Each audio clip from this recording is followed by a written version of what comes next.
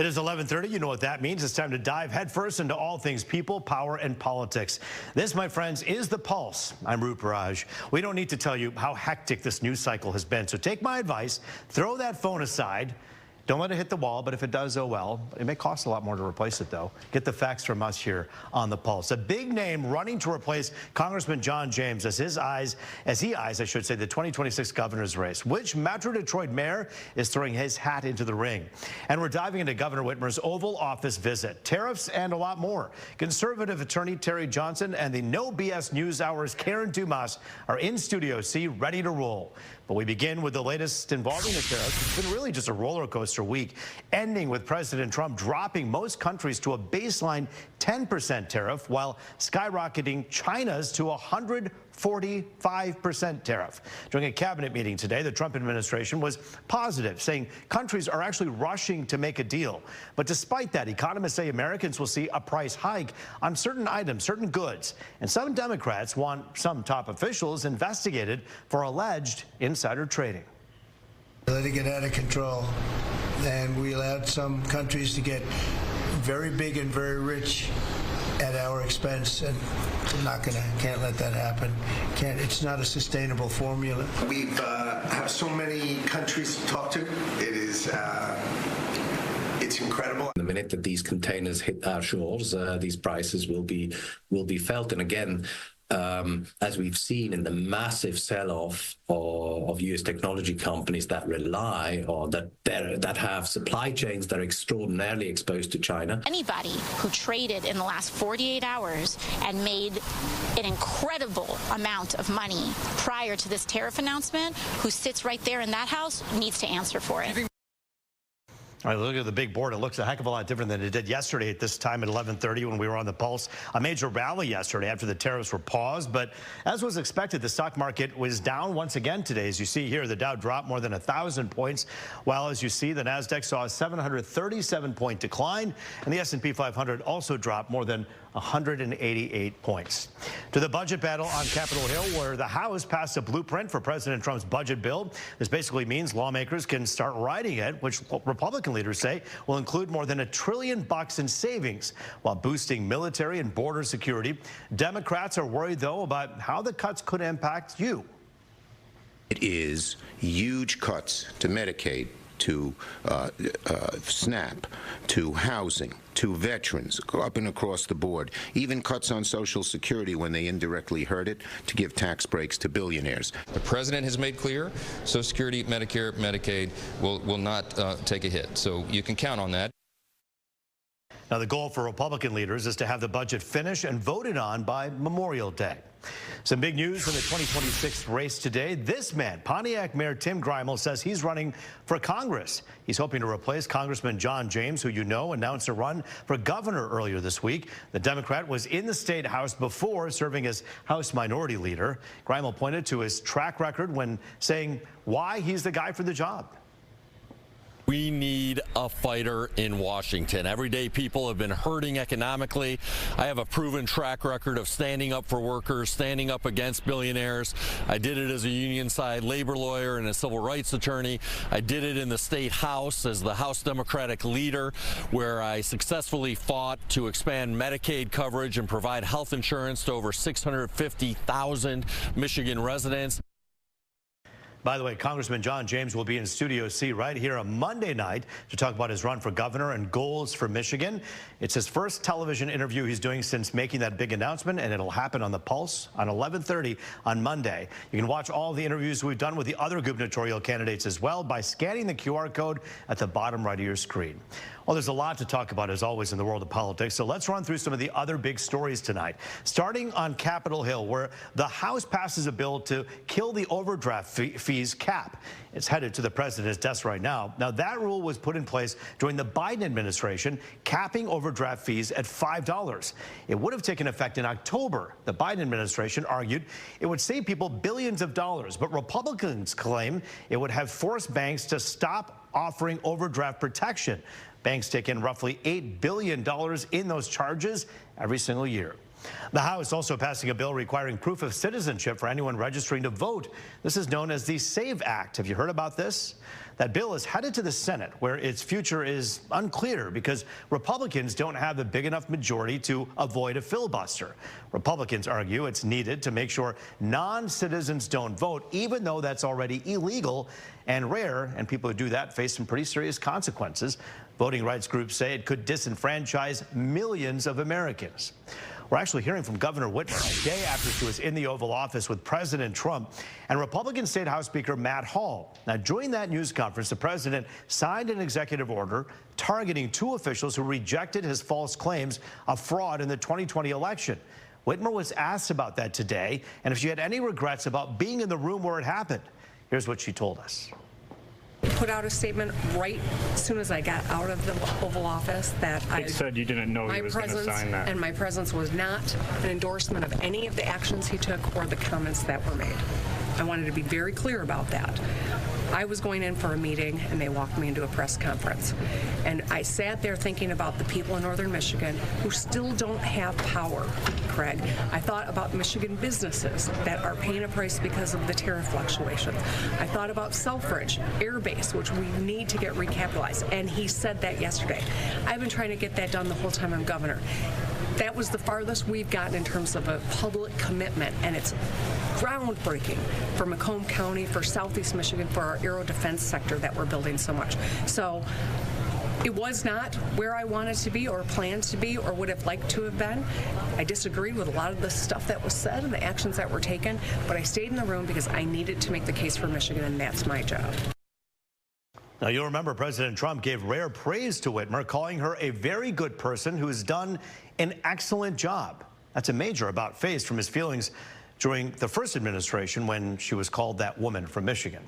A lot of you had to say about that visit. I asked you what you thought on social media, and, well, a couple of you had to chime in. We were flooded with comments, including these folks. Patty says she's the perfect picture of bipartisan politics. Kara says President Trump is right 99% of the time. This happens to be that rare 1%. Daniel says, first time I've ever heard him say something truthful and nice. Well, we are keeping the conversation going after the break. What the seemingly warmer relationship between Whitmer and Trump means for Michigan, plus diving into the tariffs drama. What does it mean for all of us? You're watching The Pulse here on Fox 2 on a Thursday night.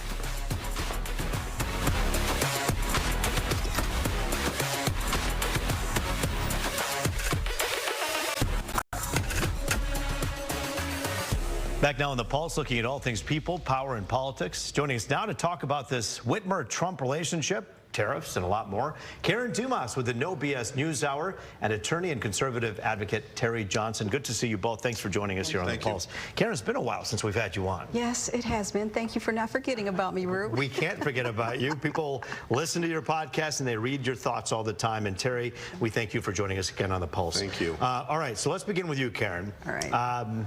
What do you make of this meeting at the White House? You heard the governor just a few minutes ago before the commercial saying, I didn't know what I was walking into, and it suddenly kind of turned into a news conference. Well, I was disappointed to hear her say that because as a woman who is in power and who appears to be seeking another level of power, I always counsel my female clients, you walk into a room like you own it. And if you are being invited or encouraged or coerced into a space where you don't belong, you say no. So I was kind of disappointed with that. And then once she was in the room, her body language and her demeanor was also quite disappointing. So it did not exude a woman of confidence or a woman of power. So at what point would you advise a client of yours in that exact position to say no? If you walk into the Oval Office and you know you're about to talk about Selfridge and all the things that are needed for Michigan, you still have to get that done. That conversation still has to happen. But then other things are talked about. And when does the person make an exit? And I understand that. So when you're in the room and you understand you got to play the game. Politics is a game. You do have to play the game. But don't walk in the room like you're an abused person and, you know, sink back into the door. You're dealing with a person who's very egocentric, you know, as a president. So you've got a lot of dynamics dynamics there. So don't walk in like you really don't want to be there. You walk in, you stand up, you pay attention. Like, yeah, I belong here, and I'm here to represent the interest of Michigan, not like, gee, I'm not supposed to be here. I don't know. It was just a very strange, odd kind of thing to me. Terry, before we talk about the policies that they spoke about inside of that office, your notes about what you saw. Interesting. You know, again, first of all, Trump is not going to be overshadowed. It doesn't matter by who or whom. And if Governor Whitmer wasn't prepared, and let me put this in perspective, she may not have known that there was going to be a press conference talking about these things, but she should have known, based upon Donald Trump and Donald Trump's tactics, that he was going to do something like this. And again, if you go back to what happened a few weeks ago when you had the president of Ukraine here, when he didn't agree with him, look how that went off the rails. So I'll give her credit on one hand for actually staying in the room and doing what she did to stand up for the people of Michigan. But on the other hand, she should have been prepared. It should not have been a surprise that Donald Trump would do something like this. I find it, both of you are making such interesting points. I mean, this is a president who worked as in The Apprentice for so many years, knows how media and entertainment works, has signed executive orders the day of the inauguration. I was in Washington, and he has a small table there set up at a rally, signing executive orders as though it's political theater. But I do want to ask you a question specifically about what was talked about there. But we'll begin with some of the, I guess you could say, more of, I hate to say it, but more of the tabloid stuff.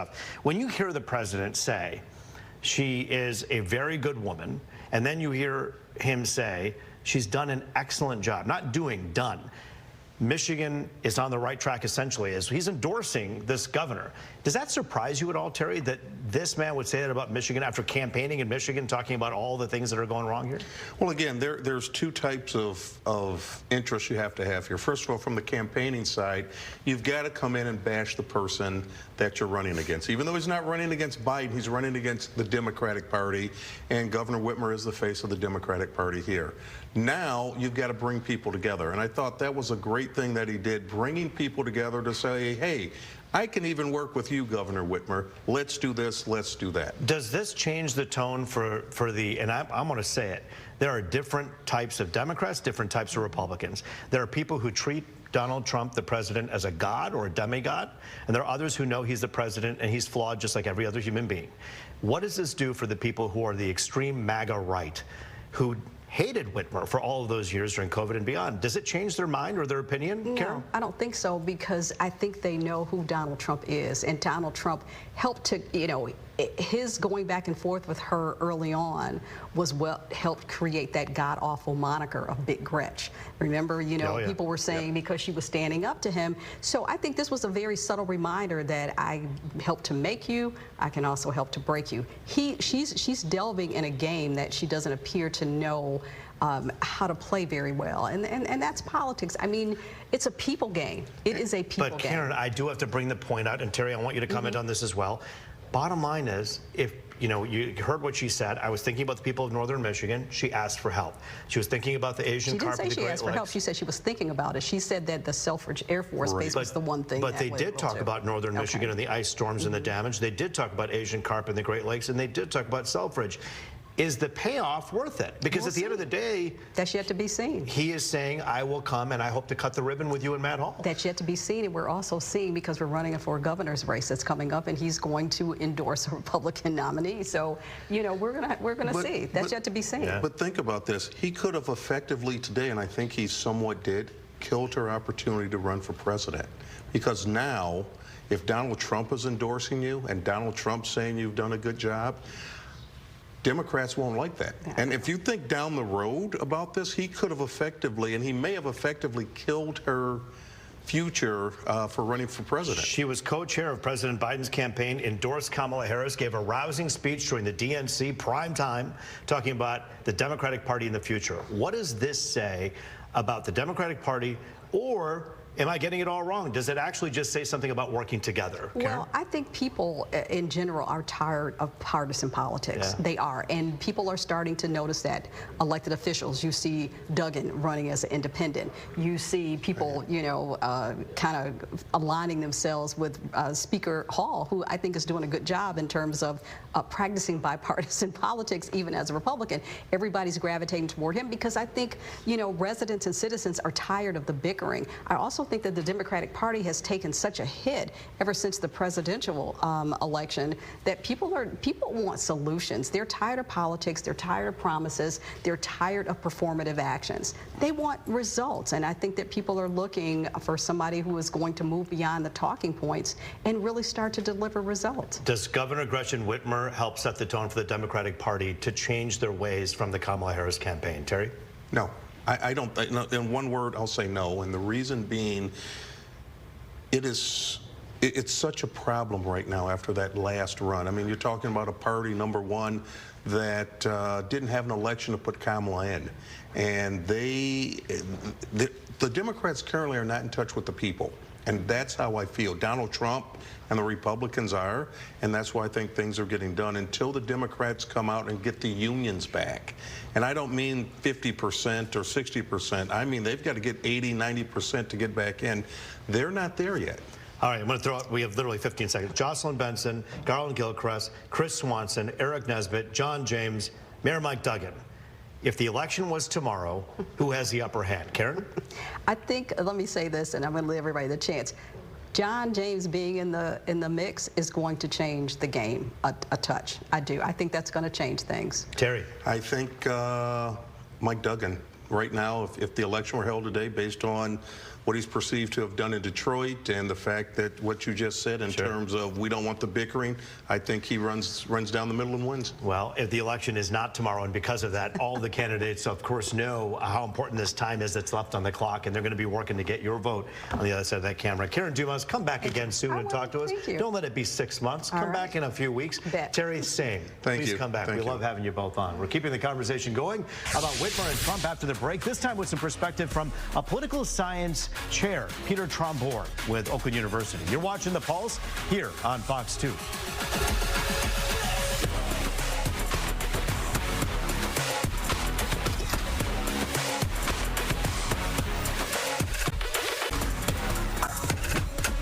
It is People, Power, and Politics. Welcome back to Detroit's only nightly political talk show, The Pulse. Joining us now with his perspective on the Whitmer-Trump relationship, Oakland University Political Science Chair, Peter Trombor. And it is so good to see you. Thanks for joining us as usual here on The Pulse. Thanks for having me. So let's talk about this, sir. I mean, here we are.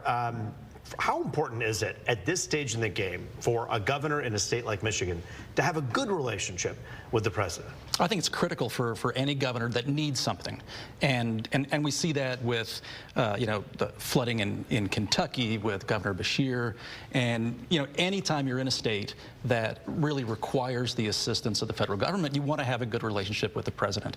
And for Michigan, so vulnerable to the impact of tariffs in particular, you want to be there in the room, having the conversation, trying to get across just what you think the potential impact is going to be on your state and your constituents. And so I think it's absolutely critical to have a good relationship. So it's interesting because, of course, at the time that Biden was president, you had Governor Whitmer in office. How did that benefit them to work synergetically together? Do you think there's been instances that we've seen that this great relationship work well?